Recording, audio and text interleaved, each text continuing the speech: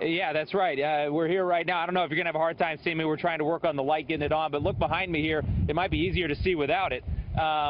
It's incredible. This is an intense fire. Look on the left side here. These are melted Jeep Wranglers. Two of them right there, and then a pickup truck in between them. And then you can see, I mean, this was a townhome, according to the police chief who we just talked to, the Corpus Christi fire, completely gone. And then over here on the right, you can see this huge, looks like either a Chevy or a Dodge dually, and it's the front of that truck is completely melted as well. So just a horrific fire. And we're not sure exactly how it started. The police chief doesn't know. It could have been a power line down. I mean, it certainly had a lot of fuel, something really amongst all this rain and storm surge. Talk about the last thing you expect to see is just not only a fire, but a very intense fire, melting cars out here. It's just unbelievable. So we came here, we weren't sure exactly what to expect, and all of a sudden we came across all these firefighters. This is actually technically still Corpus Christi.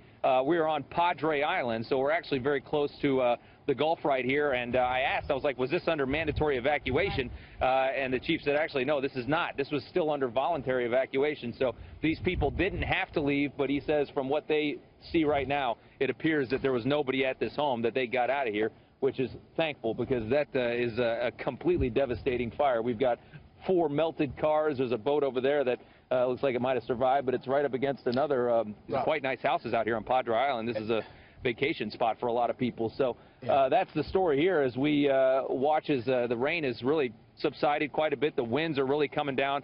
I think you guys were saying, and it's been hard for me to keep up, that it's now a Cat 1 hurricane, and in this area it's well past at this point, so we're just seeing outer bands. So we'll send it back to you guys. Yeah, Rob, so you're there at this scene. We've been showing this video for I think over the last hour and a half. This house has been burning there. Are fire crews able to get to this house? I know they were battling it earlier.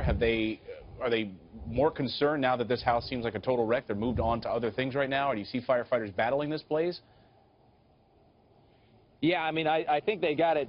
I think they got it contained the way they want it, and I mean, obviously, this is a complete loss. So I think they're just going to let it kind of fizzle out and just let the rest of that fuel just burn down to nothing.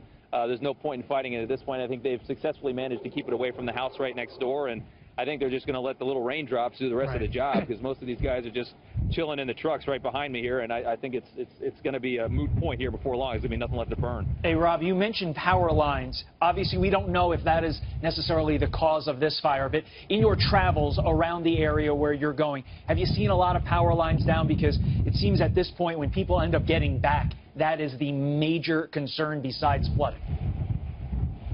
Yeah. Well, yeah, right across the street there were power lines down, which is why I thought that could have been the igniter, because that certainly would make sense to me. I mean, who would think that Jeep Wranglers are going to burn to a crisp in the middle of a hurricane? You know, I mean, it's one thing to have a house fire or an interior fire, but I mean, this thing was like, it's almost like a bomb went off. I mean, these cars are melted.